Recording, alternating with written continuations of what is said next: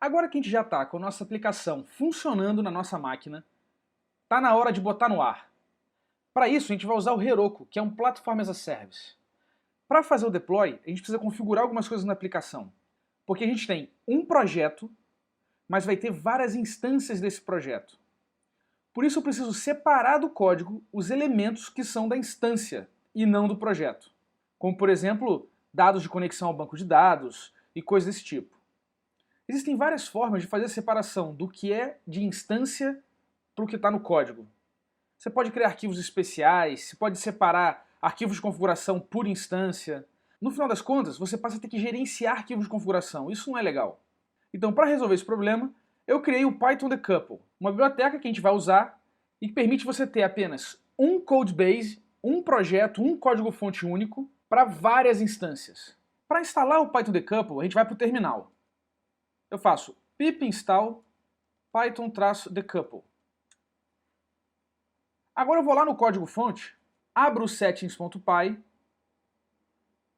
e logo aqui embaixo do import OS eu vou fazer from decouple import config. Com essa função config, eu consigo vir aqui embaixo e configurar o secret key, por exemplo. O secret key é uma chave secreta usada pelo sistema de criptografia do Django, que é usado para criar senhas seguras. Se qualquer pessoa souber o seu secret key, destrói a segurança do seu sistema. Então a gente não pode deixar o secret key escrito dentro do código-fonte. Vamos extrair esse cara. O que o config faz é bem simples. Ele lê as configurações da instância a partir das variáveis de ambiente do sistema. Então com isso a gente pode fazer aqui secret underscore key é igual a config, boto entre aspas, que é uma string, secret underscore key. Mantém o mesmo nome. Agora eu vou pegar esse cara aqui da linha 24 e vou extrair ele e vou criar um arquivo na raiz do nosso diretório de trabalho, um arquivo texto chamado .env. Ok. É um arquivo texto normal. Nele aqui eu colo o que eu extraí de lá, tiro o espaço, é importante tirar o espaço, e tiro essa aspas também, que ela não faz parte do valor. Salvo esse cara, maravilha, podemos continuar lá no settings. Toda vez que a gente inicializar o nosso projeto e a função config for executada, passando essa chavezinha secret key, o decouple vai verificar se existe uma variável de ambiente com esse nome. Se não existir, ele carrega do .env se existe uma configuração secret key e ele pega o valor desse cara. Fica transparente. A gente faz a mesma coisa aqui com debug, porque deixar debug true no código não é legal.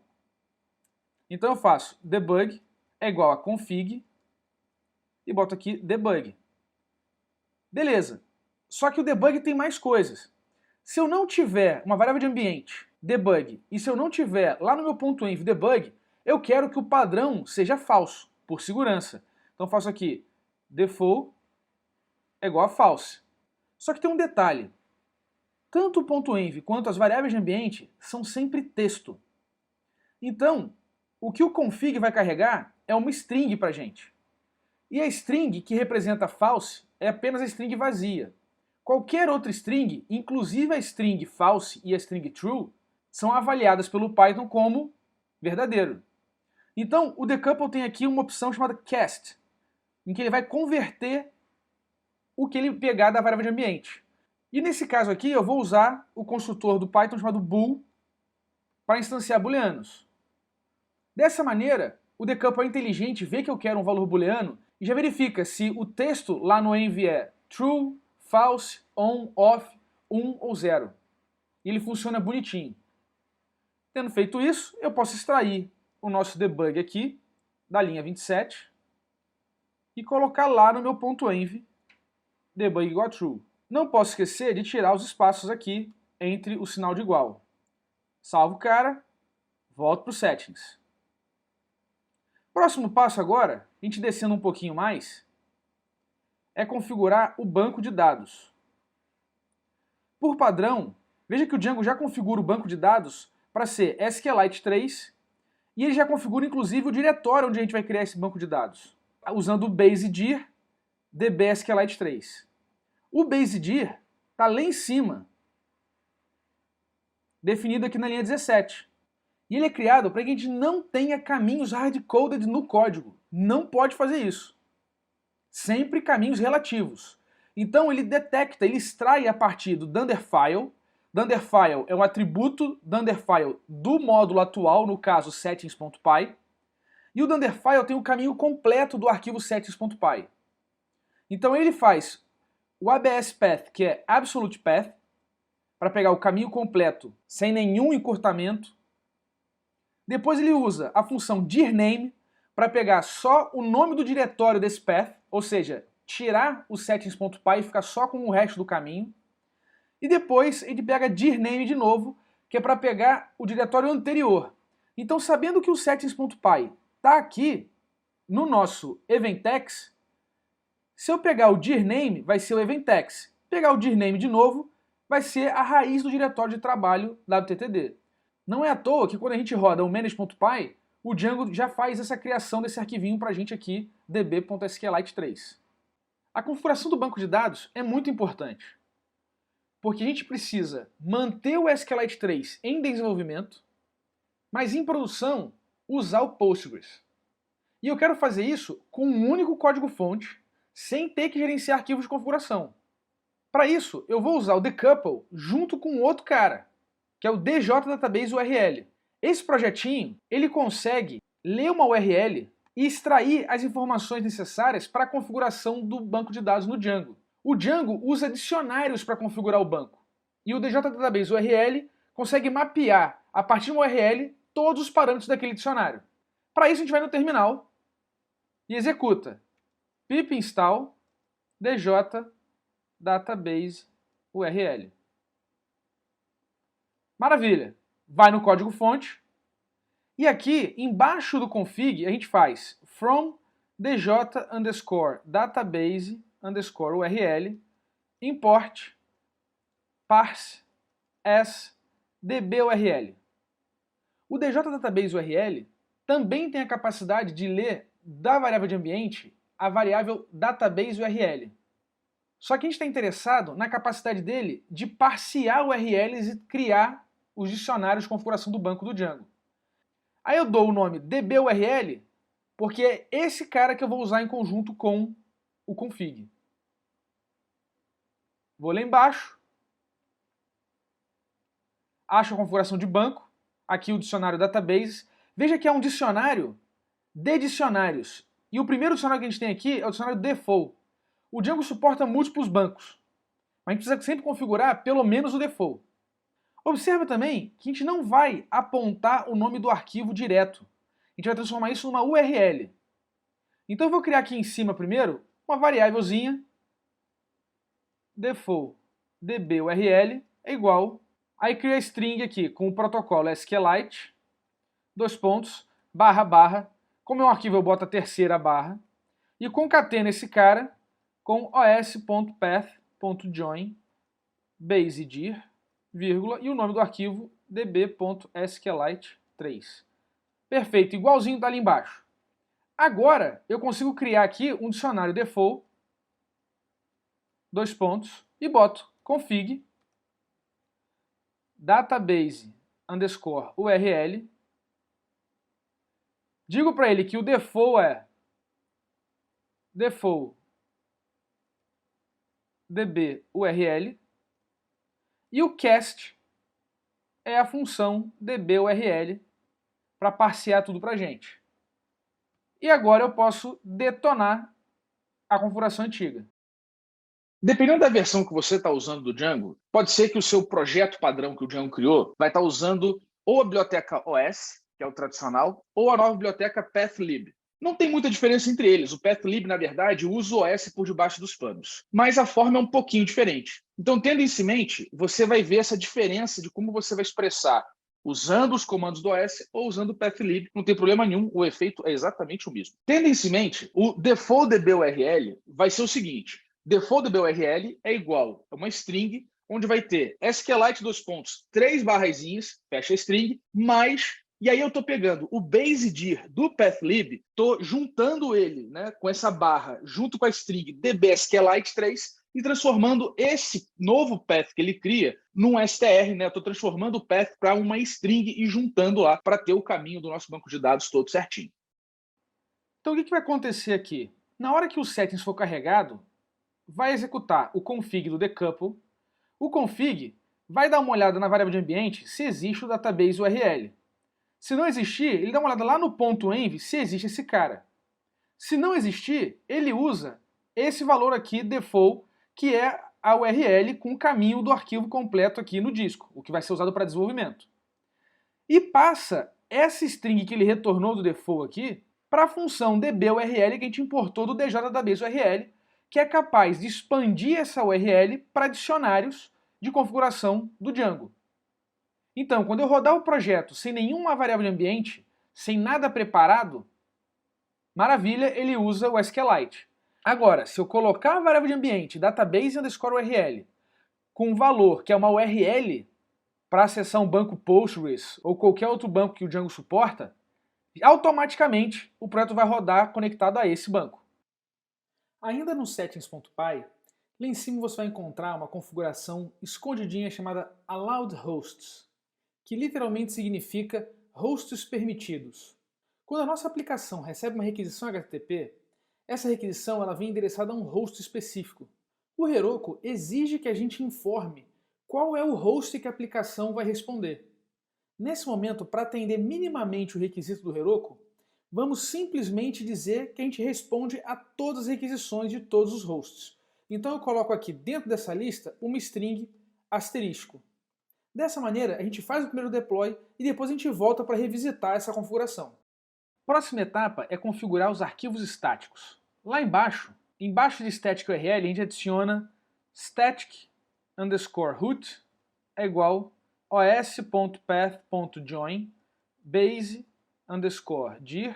vírgula, e aqui eu coloco static files. Para quem está usando uma versão do Django onde o settings utiliza o path da pathlib, o static root também tem que ser diferente, a exemplo do que a gente fez no nosso banco de dados. Então vai ser static root igual, vou pegar str, que é transformar o path object para uma string, vai ser basedir barra a string static files. Essa mudança é necessária porque o basedir é um objeto path, ele não é um texto, mas o static root e outras configurações do Django exigem que você forneça um texto, um caminho de arquivo ou diretório como texto. Então eu preciso, não posso esquecer de transformar o path object em uma string. E a forma de fazer isso é chamando exatamente a classe str, passando o path object dentro dela.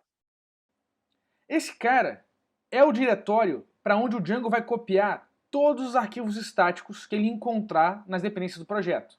Hoje, os arquivos estáticos estão todos aqui dentro de core static. Num projeto simples, os arquivos estáticos até ficam na mesma máquina que a aplicação, mas a gente não pode assumir isso. Você pode ter que colocar os seus statics na Amazon, numa CDN qualquer, e o Django suporta todas essas formas de distribuir os arquivos estáticos. Por padrão, o Django não serve arquivos estáticos, simplesmente porque é ineficiente. O arquivo estático não tem nada dinâmico que justificaria passar por todo o processo do Django. Então o ideal é a gente configurar o servidor web para servir diretamente os arquivos. No nosso caso, lendo de static files, que vai estar dentro do nosso diretório de trabalho WTTD. No entanto, no Heroku, a gente não tem acesso a essas configurações. Para a gente contornar o fato do Django não servir arquivos estáticos por padrão, a gente vai usar o djstatic, que basicamente é uma aplicação WSGI do padrão do Python, que vai ficar na frente do Django, tomando a decisão de servir os arquivos estáticos. Para instalar esse cara, vamos no terminal, pip install djstatic. Agora no código-fonte, e a gente precisa ir lá no wsg.py, que é o entry point do Django. Aqui, logo embaixo do OS, a gente faz from dj_static import seling. E aqui embaixo eu envolvo o getWSGApplication do Django com seling, abre e fecha parênteses, pronto. Está instalado o djstatic. O seling é uma aplicação WSGI, já do padrão do Python, assim como o getWSGApplication do Django retorna também uma aplicação WSGI. E eu posso compor esses caras. envolvendo eles aqui. Eu estou dizendo que o servidor web, quando ele me passar uma requisição, vai passar primeiro para o Seling, que por sua vez, quando terminar de fazer o trabalho dele, vai delegar para a aplicação do Django. Dessa maneira, a gente consegue servir os arquivos estáticos antes de chegar a requisição do Django. Essa é a beleza do WSGI. Agora, a gente precisa registrar as dependências do projeto. Então, volta no terminal, a gente faz pip freeze. Esse comando mostra todas as bibliotecas que estão instaladas no nosso virtualenv.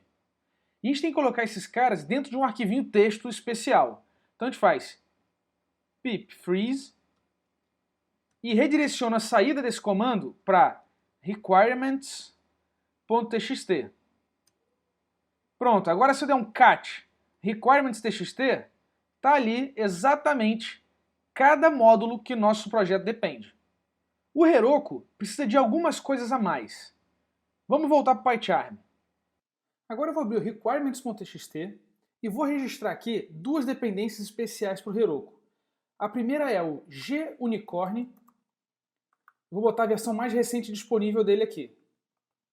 E a segunda é o psychopg2, também na versão mais recente. O gunicorn, ou gunicorn, ele é o nosso servidor web que vai receber as requisições e transmitir para o Django. Já o psychopg2 é exatamente o driver do banco Postgres que o Heroku vai usar para fornecer o banco para a gente. Você pode perguntar por que eu não estou colocando essas duas dependências com pip install como a gente fez anteriormente. A questão é que o seu sistema operacional pode precisar de outras dependências externas para conseguir instalar esses caras. E pode ser um pouco complicado. Então, como a gente não vai usar esses caras em desenvolvimento, o nosso desenvolvimento vai ser mais simples com o servidor web do Django e o banco de dados SQLite, eu coloco assim no requirements.txt direto, porque o Heroku vai exatamente ler esse arquivo para instalar todas as dependências e colocar nossa aplicação no ar. Legal, agora eu salvo esse cara aqui e posso fechar. Agora eu tenho que criar um arquivo especial para o Heroku para ele saber como inicializar nossa aplicação. Então eu vou aqui no diretório de trabalho da WTTD, botão direito, novo arquivo, e agora eu digito aqui procfile. Preste atenção como está escrito com P maiúsculo. Não tem extensão o arquivo. É muito importante ser exatamente esse nome. Ok. Text. Maravilha. Agora eu vou fazer a instrução para o Heroku saber como inicializar a aplicação.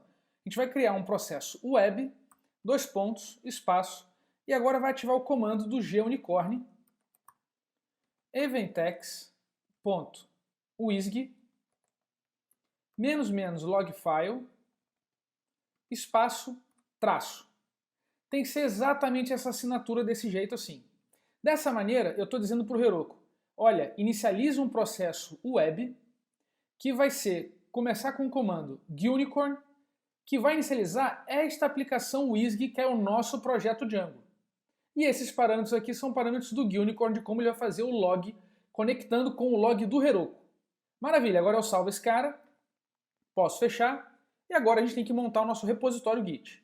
Vamos voltar para o terminal. Então, a partir do meu diretório de trabalho WTTD, eu vou criar o meu repositório Git, com o comando git init. Ele cria, veja, que ele agora criou esse diretóriozinho .git, que eu posso conferir que ele existe, ó, ls-a, ele mostra para mim aqui todos os arquivos ocultos, inclusive esse diretóriozinho .git. É aqui que o Git armazena todas as informações sobre o nosso projeto. Agora que eu já tenho o repositório criado, eu posso fazer aqui git status. Vamos entender direitinho o que acontece aqui. Primeiro ele diz que a gente está no branch master. Olha que interessante, ele mostra aqui qual é o branch que a gente está também no prompt de comando. Ele indica que a gente está no commit inicial e ele aparece aqui um monte de coisa interessante, ó, untracked files. São arquivos que não estão sendo traqueados, rastreados pelo Git. E ele dá inclusive a sugestão. Olha, use aqui o comando git add e o nome do arquivo para que o Git passe a monitorar esse arquivo. Mas quais arquivos faz sentido a gente colocar no repositório Git? Isso é muito importante. A gente só quer no repositório os arquivos que são fonte. Nenhum arquivo que é produto de um processamento, que é gerado, deve ir para o repositório Git. Então aqui, por exemplo, o .env é o arquivo do ambiente de desenvolvimento. Eu não quero que esse arquivo vá para o Git.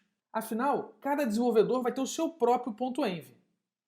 O .idea é o arquivo, é o diretório do PyCharm, do projeto do PyCharm. Eu também não quero isso dentro do Git, porque qualquer desenvolvedor vai usar a sua ferramenta de preferência. Eu uso o PyCharm, você pode usar o Sublime, o Atom, qualquer outra ferramenta. O .wtd é o nosso virtual env, também é gerado, por isso não pode ir para o Git. O Procfile é um código-fonte, deve ir para o Git.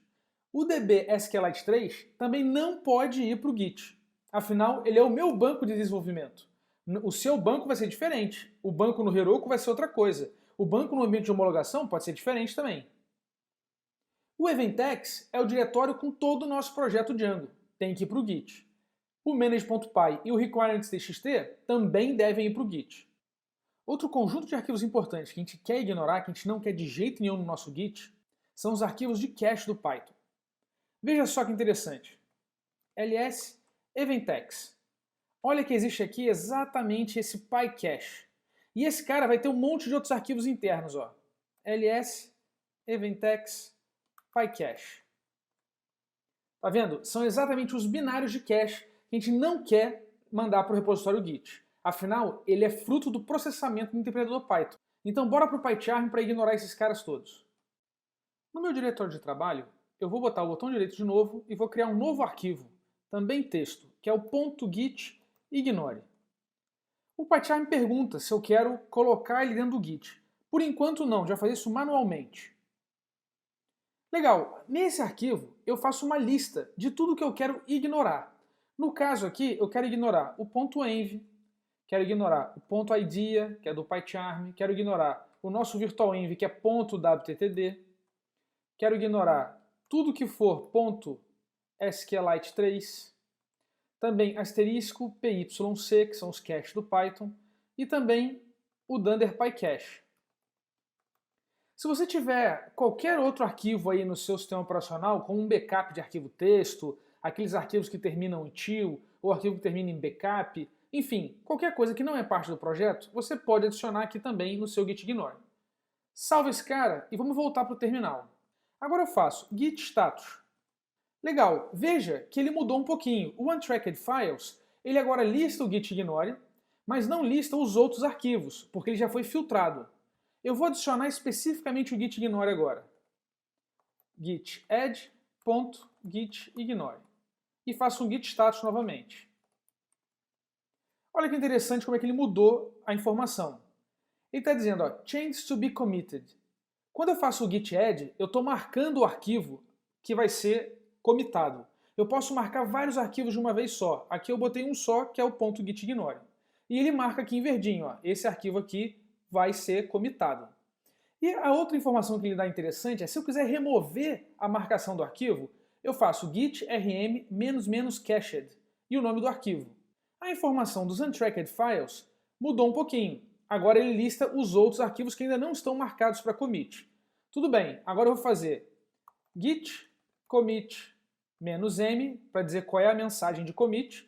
Boto aqui initial commit, entre aspas.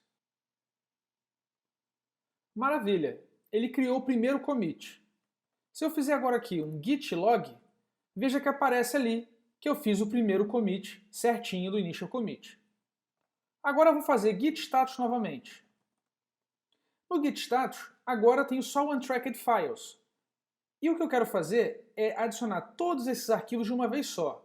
Eu faço isso recursivamente, fazendo git add ponto, onde ponto significa o diretório onde eu estou, e todos os arquivos que estão ali recursivamente.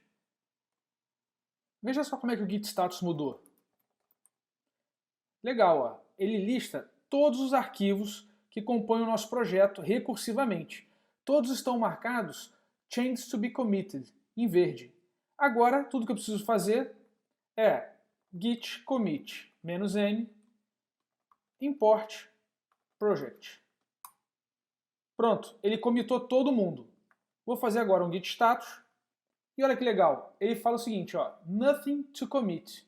Tá tudo limpo, não existe nenhuma diferença entre o working tree, que é o diretório de trabalho aqui atual, e o repositório Git. Tá tudo alinhadinho. Para colocar no ar, eu vou usar o Heroku Client, a ferramenta que a gente instalou, para criar um ambiente de produção no Heroku e enviar o nosso projeto para lá. Para isso eu vou usar o comando Heroku apps, create, e vou botar aqui eventex-Henrique Bastos.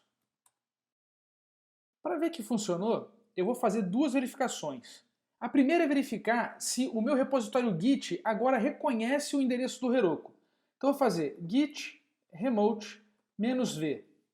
E olha que interessante, que existe de fato agora um remote chamado Heroku, com o endereço certinho do meu repositório. Toda a comunicação do nosso projeto para enviar o código para o Heroku é através do Git. Por isso que é importante verificar se isso aí está certo. Quando eu faço o Heroku Create e eu estou dentro do meu repositório Git, o cliente do Heroku já detecta isso e faz essa configuração automaticamente para a gente. A segunda verificação é abrir a aplicação para ver se está tudo certo no Heroku, com o comando Heroku Open. Ele vai abrir o navegador e mostrar que está tudo pronto para esperar o nosso projeto. Agora a gente tem que configurar o ambiente de produção com as variáveis de ambiente do projeto. Para a gente lembrar o que a gente tem, eu vou fazer cat.env. Veja que eu tenho duas variáveis de ambiente, secret key e o debug. Eu configuro o ambiente do Heroku fazendo Heroku config:set secret key igual, e agora eu vou botar entre aspas simples. Boto duas aqui, volto o cursor uma vez, e olha que interessante, eu tenho aqui secret_key, um sinal de igual, e tudo que vem depois é o valor.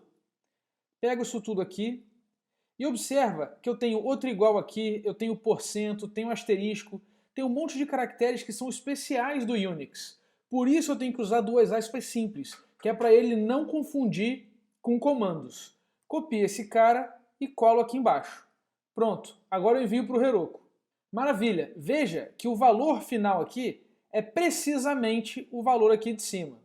Agora eu vou fazer também o do debug. Só que como o debug não tem caractere especial, eu posso fazer de forma mais simples, direto na linha de comando. Heroku config:set debug igual a true. Maravilha, tudo certo. Agora eu posso enviar o meu projeto para lá. Git push Heroku master ---- force.